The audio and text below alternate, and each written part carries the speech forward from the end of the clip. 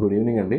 ఈరోజు మనం ర్యాషెస్ గురించి మాట్లాడదామండి. ర్యాషెస్ ఆర్ అర్టికేరియా అని కామన్గా చాలా కేసెస్ వస్తూ ఉంటాయి. దీని తాలూకా కాజెస్ ఏముండొచ్చు? అక్యూట్గా ర్యాష్తో వచ్చారని అంటే what could be the cause? First and foremost ఏంటంటే మనకి ఇన్ఫెక్షన్స్లో వస్తాయండి. జనరల్గా పిల్లల్లో వాళ్ళలో చూసుకుంటే వైరల్ ఫీవర్స్ వాటిల్లోని ర్యాష్ వచ్చే అవకాశం ఎక్కువ ఉంటుందండి. అదే కాకుండా ఇంకేం కండిషన్స్ అంటే ఫుడ్ ఎలర్జీస్, ఎస్పెషలీ మన పీనట్స్ కావచ్చు, సీ ఫుడ్ కావచ్చు, అట్లా వేరియస్ ఫుడ్స్ ఉంటాయండి. ఎవ్రీ ఇండివిజువల్కి అది కామన్గా మారుతూ ఉండొచ్చు.